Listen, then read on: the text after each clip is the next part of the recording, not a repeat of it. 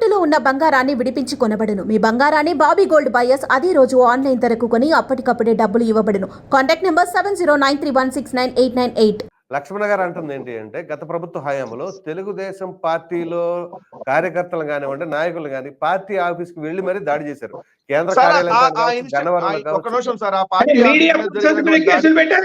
దాడికి ఉసి కలిపింది మాట్లాడితే ముఖ్యమంత్రి గారిని బోషిడికి అని మాట్లాడినటువంటి సందర్భంలో దాన్ని తీసుకొని వచ్చి దాన్ని ఎందుకు జరిగింది చెప్పండి. ఇప్పుడు ఆ బోషిడికి అనకపోతే తెలుగుదేశం పార్టీ ఆఫీస్ మీద వాళ్ళు వెళ్ళే వాళ్ళ వైసీపీ చట్టాలు లేవా?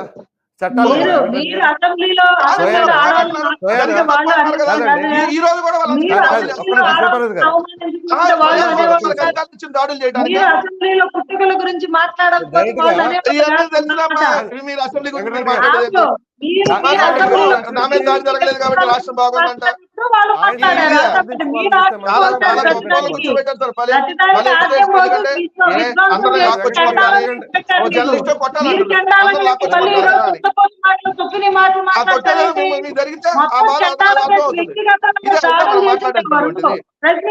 బూతులు తిట్టించింది ఎవరు?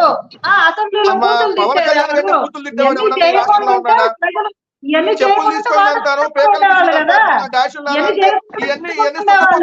మీరు చేయాల్సిన మమ్మల్ని ఏమనకూడదు అంటే కుదరదు. మీరు ప్రతిఘటించారు.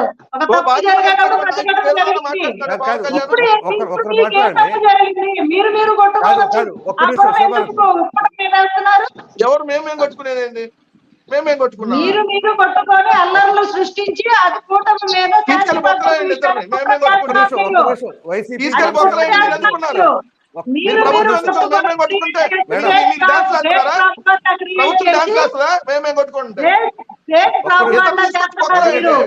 అంతేగాని అందులో నిజాలు లేవు.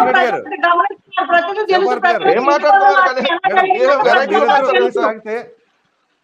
వినుకొండలో అంటే తాలూకు విషయాలు ప్రజలందరూ తెలుసు అక్కడ స్థానికులకి. తెలుసమ్మా, ఎప్పుడు వినుకొండలో జరిగిన అరాచకాన్ని కూడా ప్రజలు చూశారు. ఎప్పుడు జరిగినటువంటి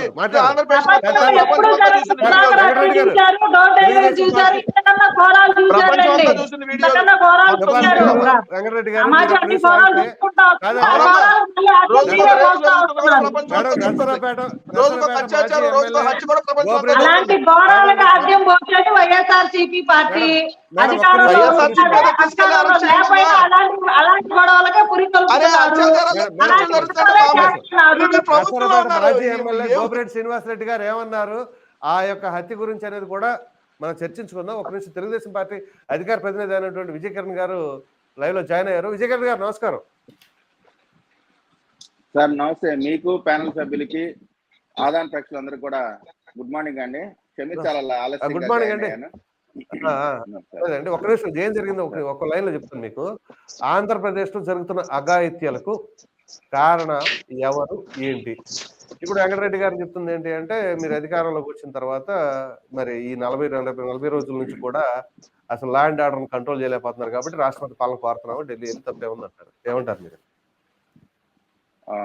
ఇప్పుడు గతంలో ఏం జరిగినా ప్రభుత్వ బాధ్యత అని ఎవరు అట్లా, ఇప్పుడు ఏం జరిగినా ప్రభుత్వ బాధ్యత అంటా ఉన్నారు.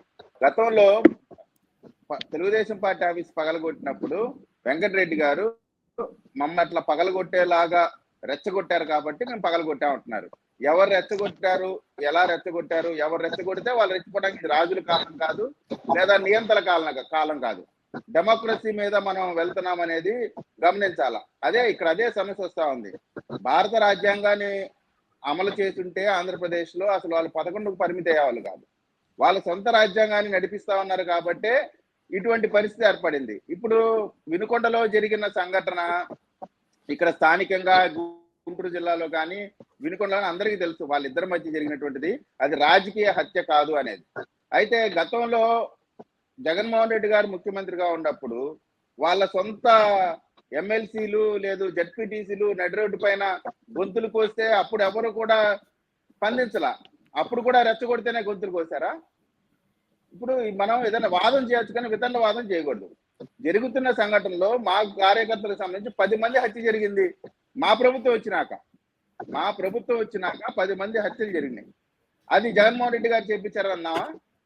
అట్లా కాదు. ఇప్పుడు స్థానికంగా కొన్ని ఉంటాయి. అయితే నేరం జరిగినాక ప్రభుత్వం ఎలా రియాక్ట్ అవుతుంది, ఆ నేరస్తుల్ని పట్టుకుంటుందా లేదా వాళ్ళని పక్కన కూర్చోబెట్టుకొని ముఖ్యమంత్రి గారి స్థాయిలో ఆ నేరస్తుల్ని పక్కన కూర్చోబెట్టుకొని మీటింగులకు తిరుగుతున్నారా అనేటువంటిది ప్రజలు చూస్తారు.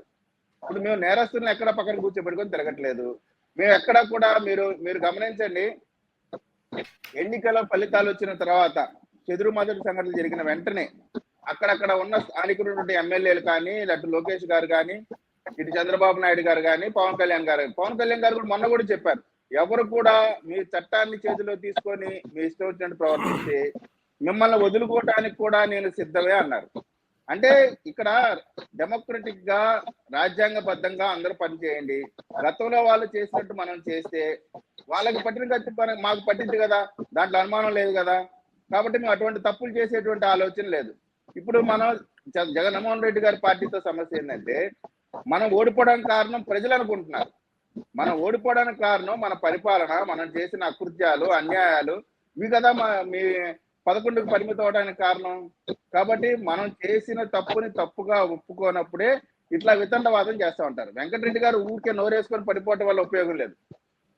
ఎక్కడెక్కడ జరుగుతున్నాయి నిర్మాణాత్మకంగా ఇవ్వండి.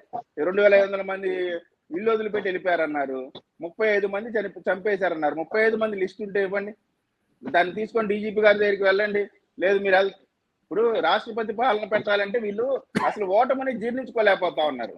ఈ ఓటమి ప్రజలు ఇచ్చిన ఓటమి, ప్రజల నిర్ణయాన్ని ధిక్కరించేటువంటి పరిస్థితి ఉంటే ఇటువంటి వితండవాదాలే చేస్తా ఉంటారు. ఇప్పుడు 2019లో టీడీపీ జీర్ణించుకుందా వైసీపీ గెలుపుని? సార్ ఎవరైనా జీర్ణించుకోవాల్సిందేనండి. ప్రజా తీర్పుని ఎవరినైనా జీర్ణించుకోవాల్సింది. దాంట్లో చేయగలిగేది ఏం లేదు. 5 సంవత్సరాలు ఖచ్చితంగా ప్రభుత్వానికి ప్రజలు మ్యాండేట్ ఇచ్చారు. ఆ మ్యాండేట్ ని గౌరవించేటువంటి పరిస్థితి వీళ్ళకి లేదు. అక్కడే సమస్య వస్తా ఉంది. వీళ్ళు ఏదో అనుకుంటా ఉన్నారు అంటే, మేము చిల్లర పడేసాం కాబట్టి వీళ్ళు మాకు బానిసలు, వీళ్ళని కొట్టినా గిచ్చినా చంపినా మాకే ఓటేయాలా, ఇది వీళ్ళ ఆలోచన. అందువల్లే ఇటువంటి పరిస్థితి వస్తా ఉంది. చేసిన తప్పెక్కడ జరిగింది? అంబేద్కర్ ఇప్పుడు వీళ్ళ ఓటమిలో వీరు ఓడిపోవటానికి అంబేద్కర్ గారి పేరు టచ్ చేయడం కూడా ఒక కారణం. దీనికి సమాధానం చెప్పరు. సరే కిరణ్ గారు, ఇప్పుడు ఇది ఏమన్నా కంట్రోల్ చేయగలుగుతారా లేదా ముందు చెప్పండి. 100% కంట్రోల్ చేస్తాము, జరుగుతుంది. నేరస్తులు అందరిని కూడా ఇప్పుడు అసలు సార్ గతంలో మీరు చూడండి, ఉమ్మడి ఆంధ్రప్రదేశ్ లో ప్రతి 6 నెలలకు ఒకసారి మత ఘర్షణలు జరిగాయి హైదరాబాద్ లో. చంద్రబాబు నాయుడు గారు ముఖ్యమంత్రి అయిన తర్వాత ఎప్పుడన్నా మత ఘర్షణలు జరిగినాయా? ఎక్కడన్నా జరిగినాయా?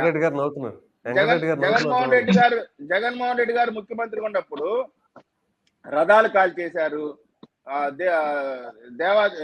దేవతల యొక్క తీసేశారు.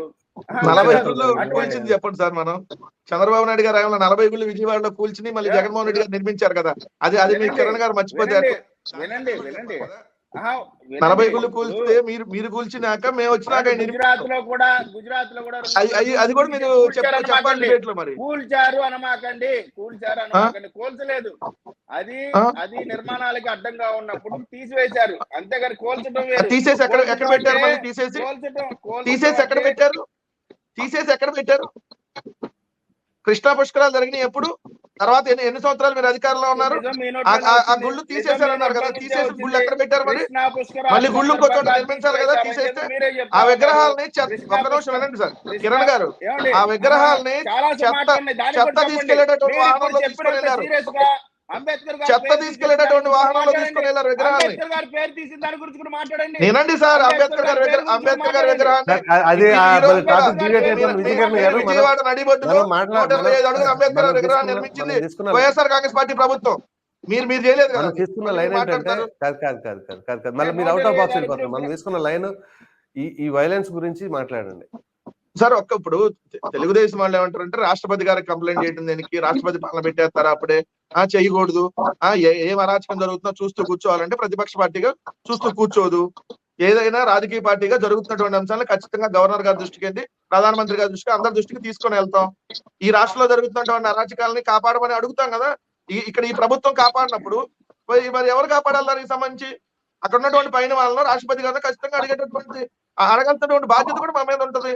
అది చేస్తుంటే అడగండి, ఏదో అడగండి, వాళ్ళు అన్నారు తప్పులేదు. కదా